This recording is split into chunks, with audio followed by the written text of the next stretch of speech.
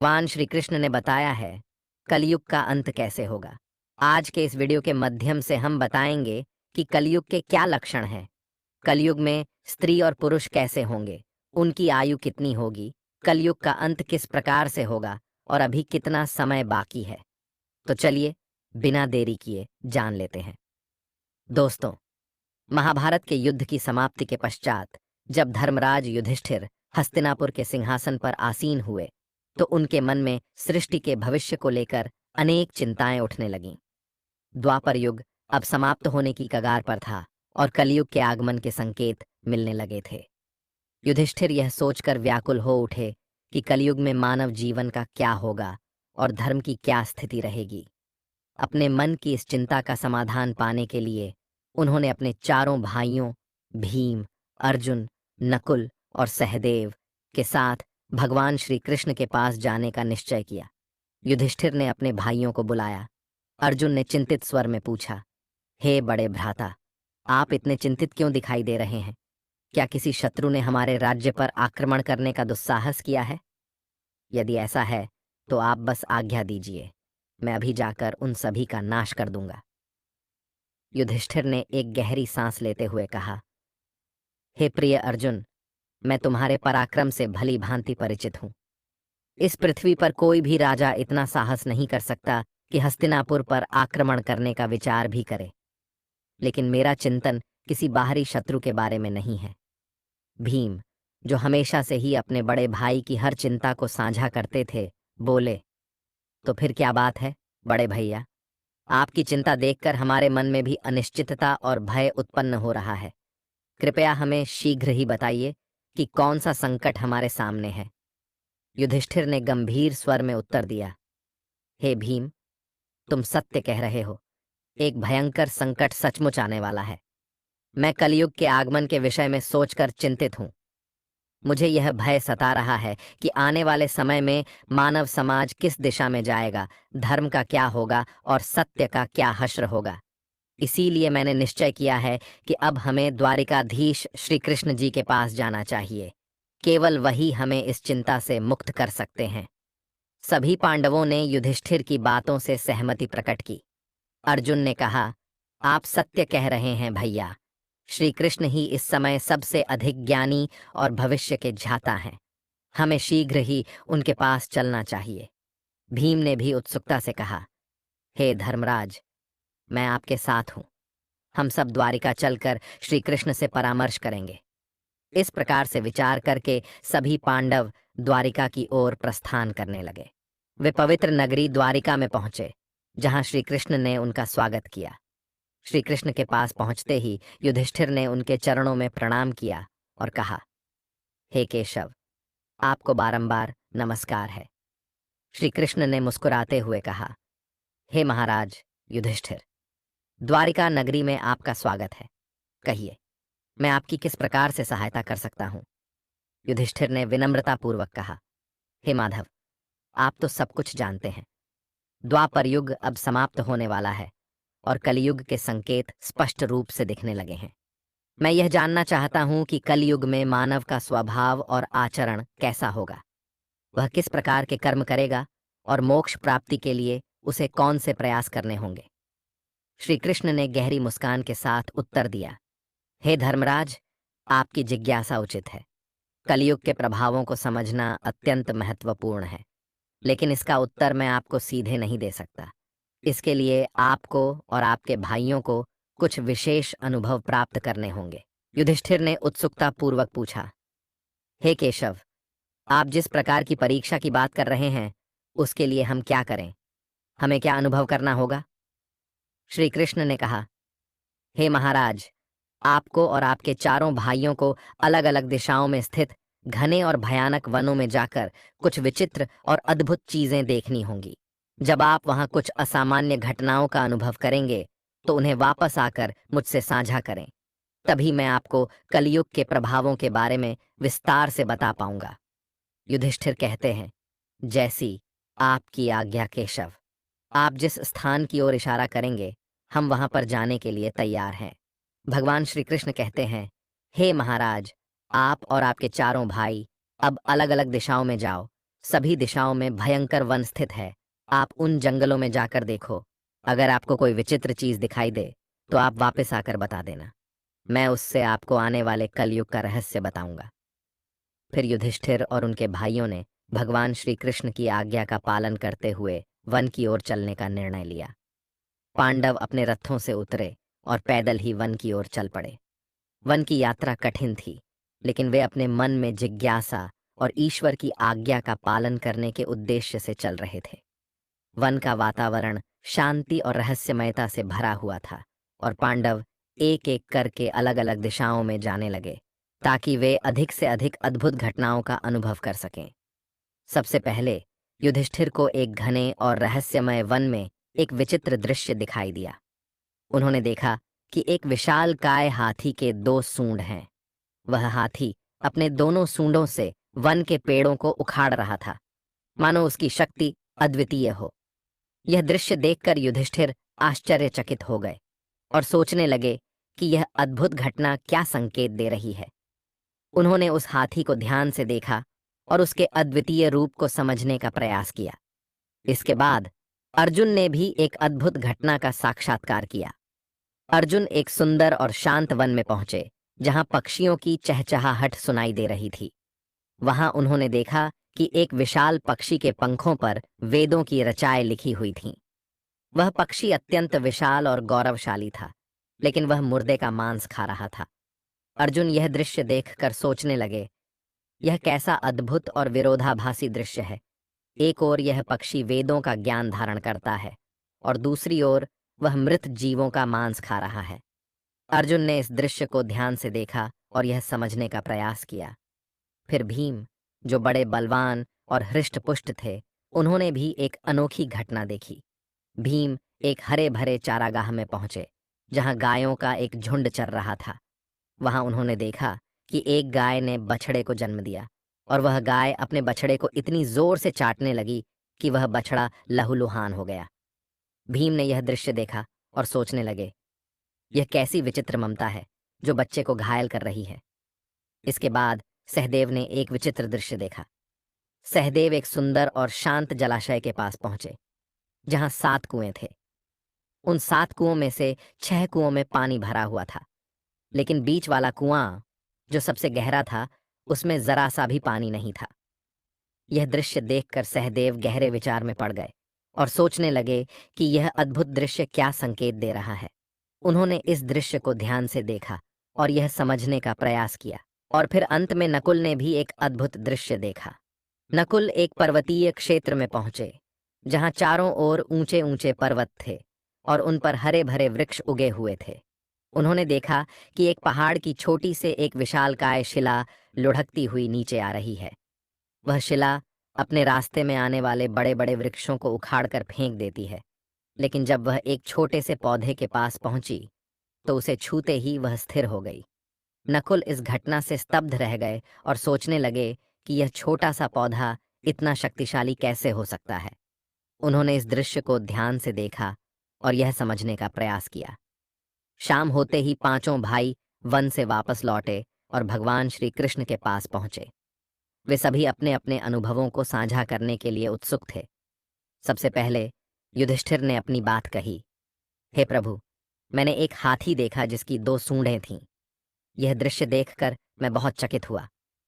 श्री कृष्ण मुस्कुराए और बोले, धर्मराज, इस दृश्य का अर्थ यह है कि कलयुग में ऐसे लोग सत्ता में आएंगे जो दोनों ओर से शोषण करेंगे। वे एक ओर प्रजा से सेवा और भक्ति की मांग करेंगे और दूसरी ओर अपने स्वार्थ के लिए उनका दोहन करेंगे। वे दिखावे में कुछ और होंगे और अंदर से कुछ और। ऐसे शासक प्रजा के हित की बजाय अपने स्वार्थ को प्राथमिकता देंगे। इसके बाद अर्जुन ने कहा, प्रभु, मैंने एक पक्षी देखा जिसके पंखों पर वेदों की आर्चाएं लिखी हुई थीं, लेकिन वह पक्षी मुर्दे का मांस खा रहा था। यह दृश्य मेरे लिए अत्यंत विचित्र था। श्री कृष्ण ने गहरे विचार में डूबते हुए कहा, अर्जुन, कलयुग में ऐसे लोग होंगे जो बड़े बड़े विद्वान और पंडित कहलाएंगे। उनके पास ज्ञान तो होगा, लेकिन उनका हृदय पवित्र नहीं होगा। वे मृतकों के नाम पर धन अर्जित करने के लिए तत्पर रहेंगे। ऐसे विद्वान केवल अपने लाभ के लिए धर्म और वेदों का उपयोग करेंगे। वे केवल उस समय का इंतजार करेंगे जब कोई धनी व्यक्ति मरे और उनकी संपत्ति उनके नाम हो जाए। इस युग में धर्म के नाम पर भी छल और कपट होगा। फिर भीम ने अपनी बात कही, प्रभु, मैंने देखा कि एक गाय अपने बछड़े को इतनी जोर से चाट रही थी कि वह लहूलुहान हो गया। यह दृश्य मेरे लिए बड़ा ही विचित्र था। श्री कृष्ण ने गंभीरता से उत्तर दिया, भीम, कलयुग में माता पिता अपने बच्चों के प्रति इतनी ममता और मोह दिखाएंगे कि वे उनके विकास का मार्ग ही बाधित कर देंगे। अत्यधिक स्नेह और सुरक्षा के कारण बच्चे आत्मनिर्भर नहीं बन पाएंगे और वे जीवन में आगे बढ़ने के बजाय मोह माया के जाल में फंस कर रह जाएंगे। माता पिता की ममता उनके बच्चों के लिए ही बाधा बन जाएगी और बच्चे आत्मनिर्भर बनने के बजाय कमजोर हो जाएंगे। अब सहदेव ने अपनी बारी ली और कहा, हे प्रभु, मैंने 7 कुओं का अद्भुत दृश्य देखा। 6 कुओं में पानी भरा हुआ था, लेकिन बीच वाला कुआं जो सबसे गहरा था वह पूरी तरह से सूखा था। यह दृश्य मुझे बहुत विचित्र लगा। श्री कृष्ण ने धीरे धीरे उत्तर दिया, सहदेव, कलयुग में ऐसे लोग होंगे जो दिखावे में बड़े धनाढ्य और संपन्न होंगे। वे बड़े बड़े उत्सवों और आयोजनों में अपार धन खर्च करेंगे, लेकिन अपने पड़ोस में भूखे और प्यासे लोगों की ओर देखने की भी जरूरत नहीं समझेंगे। वे केवल अपने स्वार्थ और आनंद के लिए धन का उपयोग करेंगे और दूसरों की पीड़ा की उन्हें कोई परवाह नहीं होगी। यह युग स्वार्थ और अनदेखी का होगा, जहां धन का असली उपयोग नहीं हो पाएगा। अंत में नकुल ने अपनी बात कही, प्रभु, मैंने देखा कि एक विशालकाय शिला पहाड़ से लुढ़कती हुई नीचे आ रही थी। वह अपने रास्ते में आने वाले बड़े बड़े वृक्षों को उखाड़कर फेंक रही थी, लेकिन एक छोटे से पौधे के पास पहुंचते ही वह शिला स्थिर हो गई। यह दृश्य मेरे लिए अत्यंत आश्चर्यजनक था। श्री कृष्ण ने गंभीर स्वर में उत्तर दिया, नकुल, कलयुग में मनुष्य का पतन बड़े बड़े धनों और संपत्तियों के कारण नहीं रुकेगा। उसका जीवन केवल भौतिक सुख सुविधाओं से उखड़ जाएगा। लेकिन अगर मनुष्य अपने हृदय में भगवान का नाम और सच्ची भक्ति धारण कर लेता है तो वह पतन के मार्ग से बच सकता है। हरिनाम का छोटा सा पौधा भी जीवन को संभाल सकता है, जबकि बड़े बड़े वृक्ष जैसे धन और सत्ता उसे नहीं बचा पाएंगे। यही कलयुग का सच होगा। भगवान श्री कृष्ण के इन उत्तरों को सुनकर 5 पांडव गहरे विचार में पड़ गए।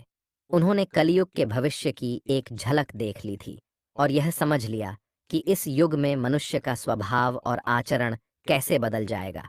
वे समझ गए कि इस युग में धर्म और सत्य का पालन करना कितना कठिन होगा, लेकिन यदि वे सच्ची भक्ति और भगवान के नाम का आश्रय लें तो वे अवश्य ही इस पतन से बच सकते हैं। इसके पश्चात पितामह भीष्म ने भी कलयुग के बारे में कुछ भविष्यवाणियां की। उन्होंने कहा, कलयुग में लोग अपने माता पिता की सेवा नहीं करेंगे। संपत्ति के लालच में वे अपने माता पिता को घर से बाहर निकाल देंगे और विषय वासना में लिप्त हो जाएंगे। लोग पराई स्त्रियों पर बुरी नजर डालेंगे और सदैव काम वासना से भरे रहेंगे। यह सुनकर पांडवों ने कलयुग की एक और गहरी झलक पाई और यह समझ गए कि इस युग में मानव का पतन कितना गहरा हो सकता है। उन्होंने यह भी जाना कि धर्म और सत्य के मार्ग पर चलते हुए ही वे इस युग की कठिनाइयों का सामना कर सकते हैं।